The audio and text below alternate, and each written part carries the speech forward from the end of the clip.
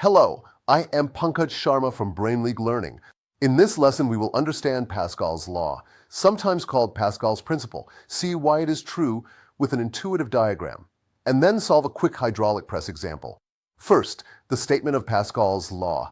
If you apply an external pressure to a completely enclosed, incompressible fluid at rest, that same pressure increase is felt everywhere in the fluid and on the walls of the container.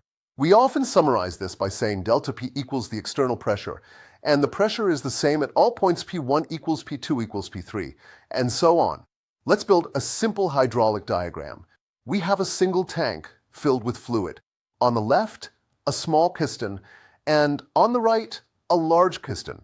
When we push down on the small piston, that pressure spreads instantly and equally through the fluid, pushing up on the large piston. Now, watch the small piston push down, and notice that the pressure is transmitted through the fluid, lifting the large piston on the right. This is the core idea of Pascal's law. Let's connect this to the math. Pressure is force divided by area. We write this as P equals F over A. If we push with force F1 on the small piston of area A1, the pressure in the fluid is P equals F1 over A1.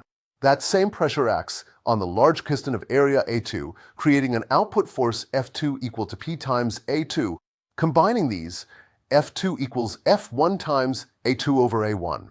Notice the mechanical advantage. If the large piston area is many times bigger than the small piston area, a small input force produces a large output force.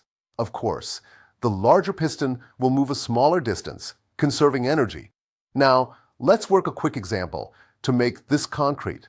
Suppose a hydraulic press has a small piston area of 2 square centimeters, a large piston area of 50 square centimeters, and you push on the small piston with 10 newtons of force. We will find the pressure in the fluid and the output force on the large piston. Step 1. Compute the pressure in the fluid.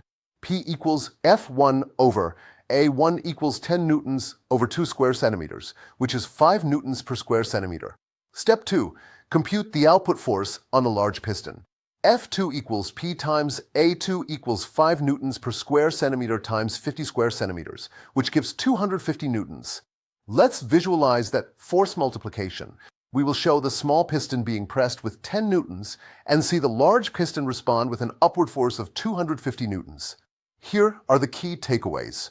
1. Any pressure change in a confined fluid is transmitted uniformly. 2. By choosing piston areas, we get a mechanical advantage, trading distance for force. 3. This is why hydraulics power car brakes, service jacks, heavy equipment, and airplane controls. Great work! In summary, Pascal's law says pressure applied to a confined fluid appears everywhere equally, enabling powerful hydraulic systems. Keep exploring, and I will see you in the next lesson.